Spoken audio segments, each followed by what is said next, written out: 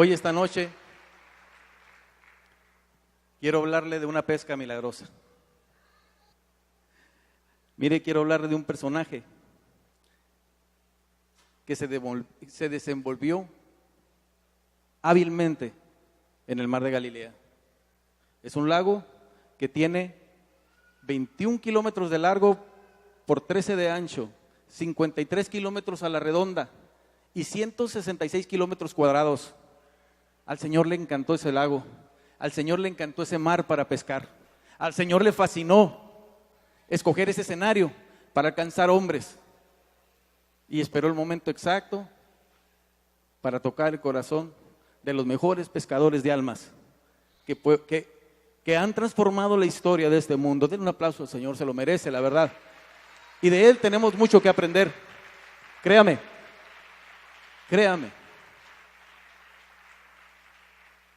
Y quiero hablarle, cuando Jesús empieza su ministerio y empieza a predicar en una sinagoga y empieza el Señor a hablar desde que se empezaba a cumplir la palabra dada por el profeta Isaías.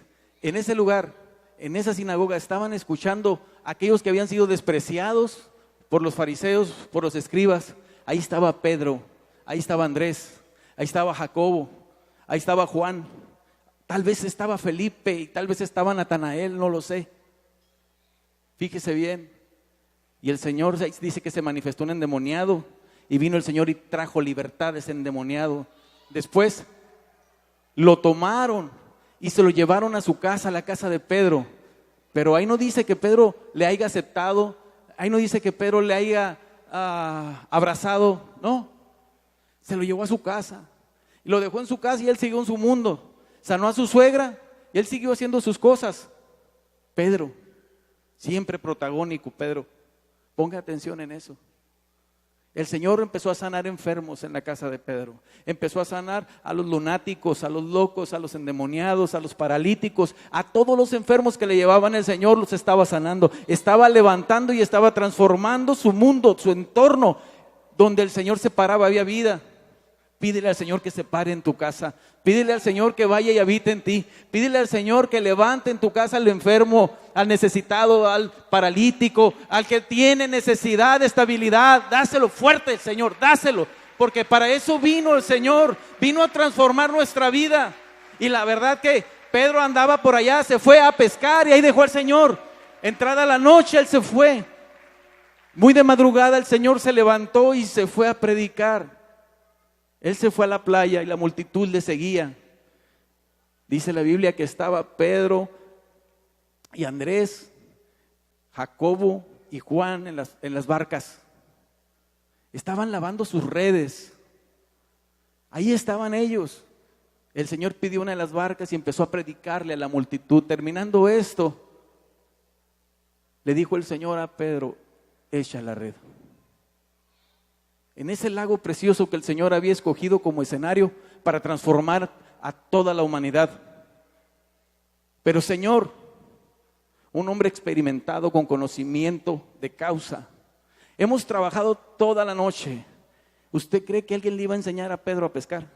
Cuando su padre era pescador, su abuelo era pescador, de generaciones venía teniendo este conocimiento. Le podrían haber enseñado. Pero esto también producía algo de soberbia en él. ¿Pero cómo? ¿Tú me dices a mí que eche la red de nuevo? ¿A mí? Y el Señor: sí, a ti. Súbete a la barca, éntrate al mar y tira la red.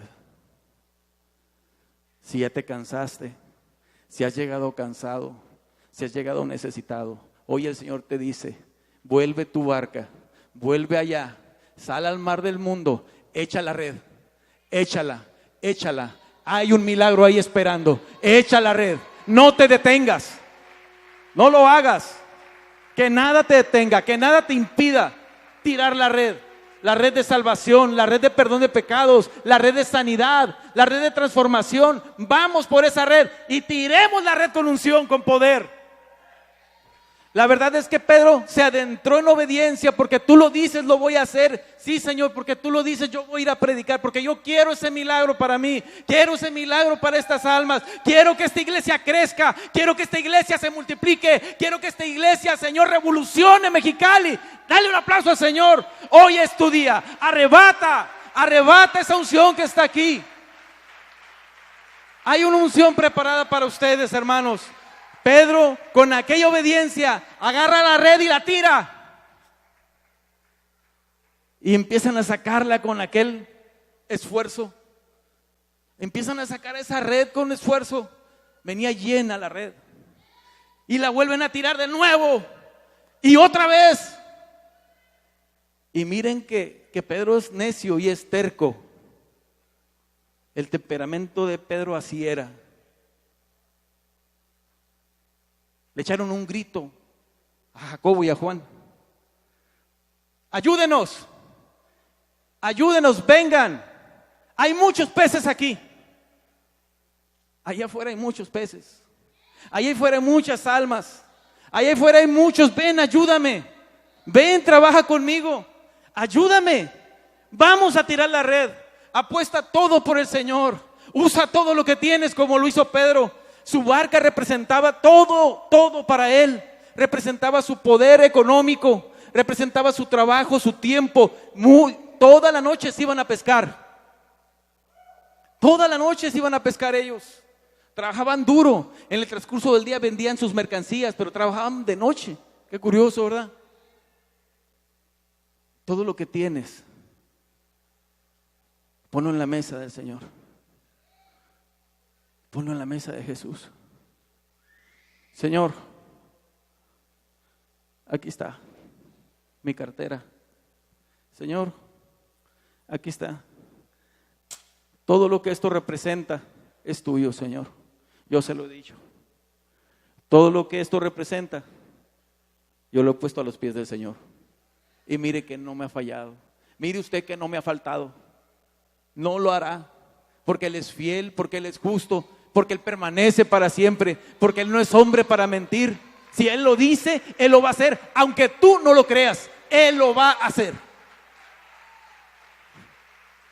Cuando regresó, se acercó a la playa, se bajó de la barca, cayó hincado delante de Él. Apártate de mí, Señor, que soy pecador. Otra vez Pedro con sus ideas. Y el Señor conocía a Pedro. El Señor sabía que Pedro era obstinado. El Señor sabía que Pedro era orgulloso. El Señor sabía que Pedro era terco desde antes de tratarlo. Él es Dios. Dios sabe cómo eres tú. Y aún a pesar de que somos como somos, la verdad es que el Señor nos llama. Ven y sígueme. Ven y sígueme. Y Pedro le decía al Señor, ¿tú me estás hablando a mí? A mí que soy pecador, que soy lo que soy. Yo no soy lo que tú estás pensando. Pero sí, Pedro era una roca en la cual el Señor había fijado sus ojos y ya había desprendido todo lo que estorbaba para hacer una bella estatua. Sin embargo, ante los pies de Jesús, hijo, estaba la piedra, estaba la roca. Era bruto Pedro, es la verdad. ¿Por qué no le das un aplauso al Señor? Porque realmente lo que el Señor está viendo en ti no es la piedra, no son tus defectos, no son tus pecados, no son tus errores. Simple y llanamente está viendo al hombre o la mujer hecha por Él, esculpida por Él. De veras que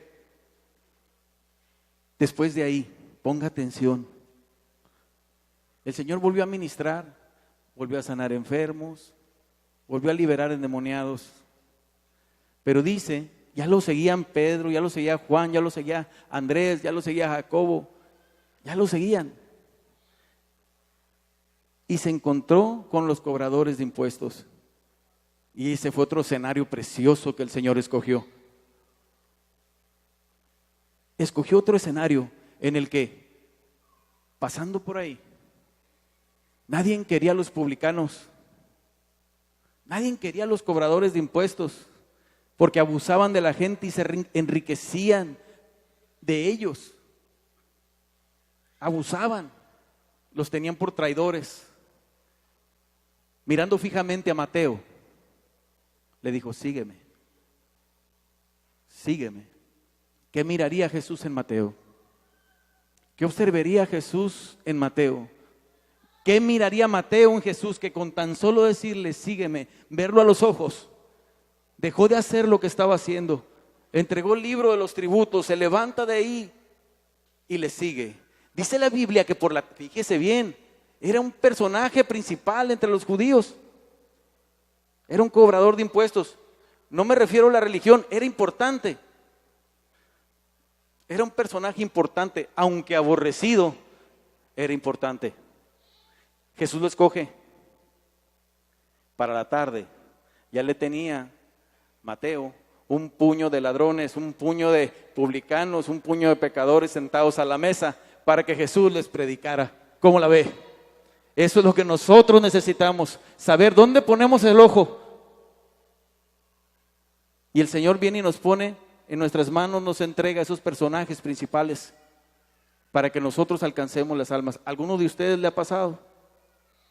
¿A alguien le ha sucedido esto? Que rescatan un alma y esa alma les trae un montón de gente para predicarles el evangelio. Dale un aplauso al Señor. Dale un aplauso al Señor.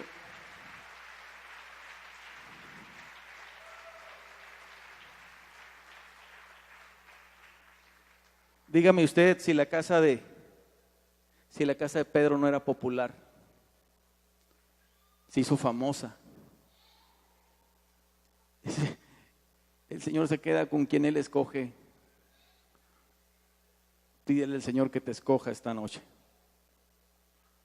Pídele al Señor que toque tu vida. Pídele al Señor que transforme tu entorno. Dios había creado estas situaciones para formar en Pedro una perspectiva de vida, para formar en él un carácter, para ir formando en él una cosmovisión, dónde él se iba a desenvolver, cómo se iba a desenvolver.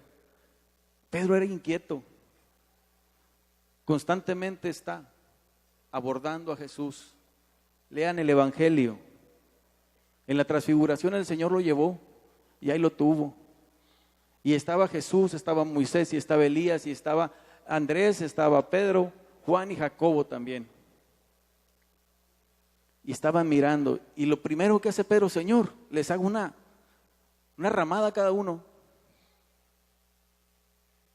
Siempre buscando el reconocimiento del Señor. Y la verdad es que cuando tenemos sed de reconocimiento, siempre andamos haciendo eso. El Señor le dijo que no, déjate esas cosas.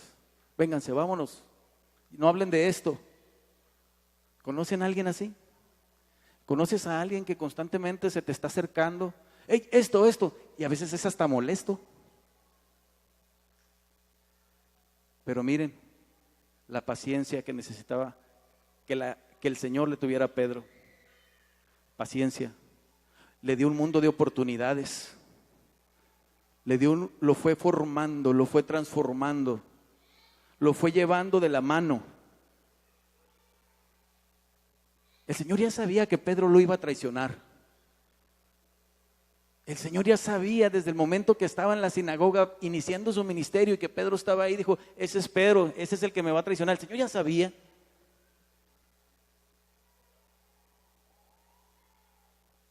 Sin embargo, el Señor siempre lo trató bien, siempre lo abrazó, siempre: vente Mateo, vente Juan, vente Pedro. Siempre lo tuvo cercas.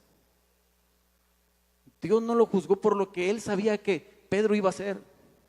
Sin embargo, siempre le estuvo enseñando y siempre le estuvo marcando el camino, siempre lo estuvo instruyendo. Viene la crucifixión y él se aparta y se va a los patios, allá en la fogata. Juan estaba viendo todo lo que pasaba allá en el escenario con Jesús. Los latigazos, los golpes, todo eso que estaba sucediendo ahí, cómo estaban maltratando a nuestro Señor, cómo le estaban colocando esa corona de espinas, cómo le estaban golpeando, ofeteando, escupiendo, todo eso. Juan le tocó ver cómo colgaban sus carnes por nosotros, por causa nuestra. Mientras que Pedro estaba allá en la fogata, Pedro no miró eso. Ni tampoco los discípulos miraron cuando él negó al Señor. Tampoco se dieron cuenta, ellos estaban allá. Ellos estaban mirando de lejos todo lo que pasaba con el Señor. Hay veces que nos sentimos tan avergonzados por nuestros pecados, por nuestras faltas. Le faltamos al Señor, le fallamos al Señor. Nuestros pecados lastiman nuestra conciencia a modo tal de que no podemos acercarnos al Señor. Sin embargo, el Señor constantemente está trabajando con nuestra mente. Acércate, yo te perdono. Pedro decía, apártate de mí, Señor, que soy pecador. Yo no soy lo que tú estás pensando. Yo no soy eso que tú esperas de mí. Soy pecador. Él lo sabía. Cuando nos enfrentamos a la realidad de Dios, nos enfrentamos a la realidad del Señor, a su santidad, a su hermosura, agachamos el rostro mejor, porque Él nos desnuda y empieza a convencernos de nuestro pecado. Empieza esta noche, el Señor te está convenciendo de tu pecado. Cierra tus ojos ahí donde estás. Cierra tus ojos y permite que el Señor te convenza de tu falta, de tu pecado, porque Él quiere que tú estés bien. Dale un aplauso, Señor. El Señor quiere que tú estés bien.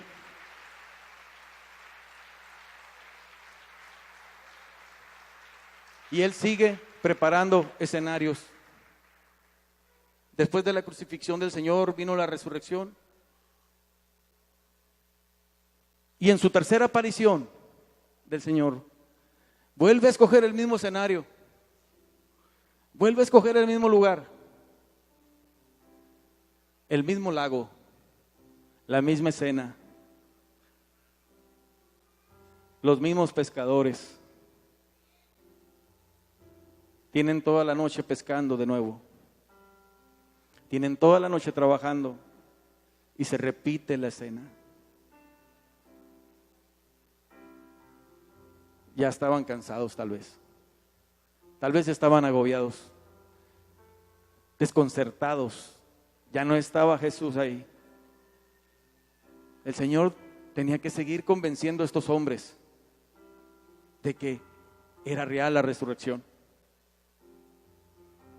Se para en la orilla el Señor y les pregunta si tienen de comer. Me encanta, porque Él siempre está pensando en nosotros. Él no estaba pescando. No sé cómo sacó un pescado y un pan, pero Él sacó un pescado. Él siempre mira tu necesidad. Él siempre mira tu necesidad. ¿Tienen de comer? Y ellos contestaron no. Bueno, echen la red a la derecha. Aquel que lo sabe todo te dice hoy, echa la red a la derecha.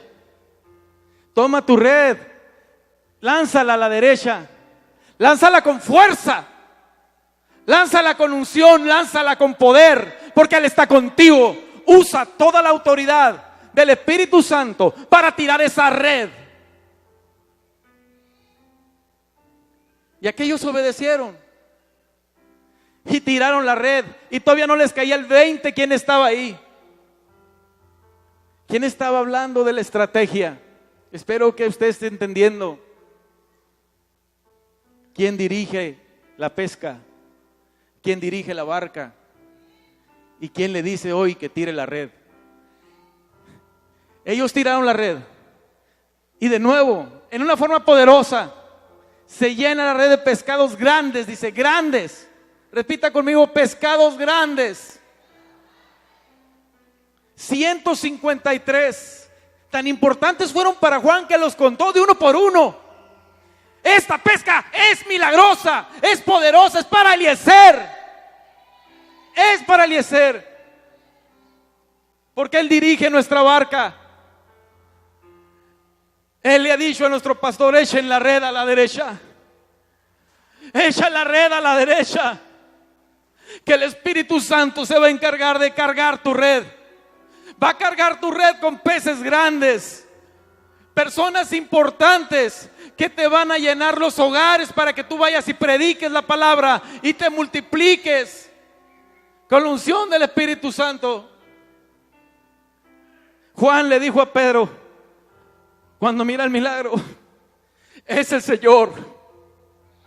Andrés todo el tiempo le dijo: creo que hemos encontrado al Mesías, hemos encontrado al Señor. Y Pedro no le caía el 20. ¿Será cierto? ¿Será de veras? ¿Será una realidad que el Mesías esté entre nosotros? Él siempre de alguna manera creyó que el Mesías venía a arreglarles la vida ahí, que iba a vivir muchos años, que iba a transformar su entorno, que iba a gobernar su tierra.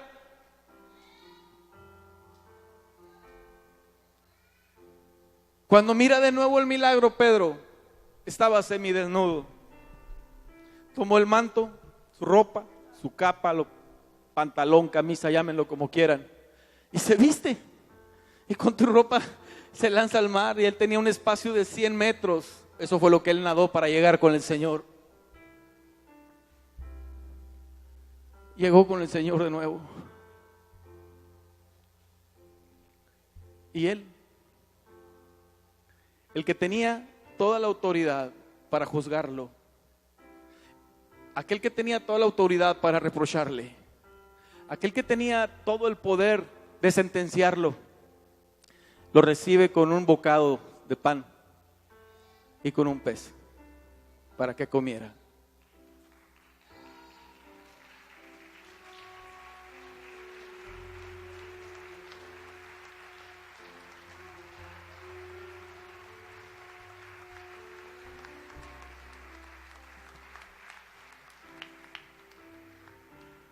En esta restauración de Pedro, en esta restauración, el Señor lo enfrenta de una forma en la que lo hace pensar, razonar. Pedro, ¿me amas? Juan, ¿me amas? Salvador, ¿me amas? Paco, Javier, Lupe, Luis, ¿me amas? Contesta Pedro: sí, Señor, tú sabes que te amo. De veritas me amas. Me amas más que estos. Me amas más que Juan, me amas más que Jacobo, me amas más que Natanael, me amas más que ellos. Sí, Señor, tú sabes que te quiero. Espéreme. Lo interesante de este pasaje es la palabra amar. Cuando Jesús está preguntando si lo amamos, está preguntando de un amor ágape, del mayor nivel de amor que podemos tener nosotros para Dios. Y cuando Pedro le contesta, le está hablando de un amor filios, un amor de amistad, un amor de cariño, un amor de mi mejor amigo. Todavía Pedro seguía terco. Y el Señor le pregunta de nuevo: ¿de veras me amas? ¿De veras amas al Señor? ¿De veras estás enamorado de Él? ¿De veras le amas con amor eterno como Él te ha amado a ti desde la eternidad? Desde el principio de los tiempos, desde la creación, desde el momento en el que el Espíritu de Dios se movía sobre la faz de las aguas, donde Él decidió separarlo todo y crearlo todo por nosotros y amarnos profundamente. Nos amó profundamente, nos amó, que se desprendió de sí mismo, dejando su forma de Dios, tomando forma de siervo, de hombre, y vivió entre nosotros. Ese Jesús que vino a cambiar vidas y transformarlo está aquí esta noche. El Jesús de la creación, aquel que te pregunta hoy: ¿me amas? Si lo amas realmente, si estás enamorado realmente de Él, ponte de pie y dale una ovación de aplauso, porque Él se los merece. por su sacrificio, por su entrega, porque nos ha amado con amor eterno desde la eternidad, desde el principio y hasta el final, porque nos hizo una promesa que Él va a cumplir, que estaría con nosotros todos los días hasta el fin del mundo. Dáselo fuerte.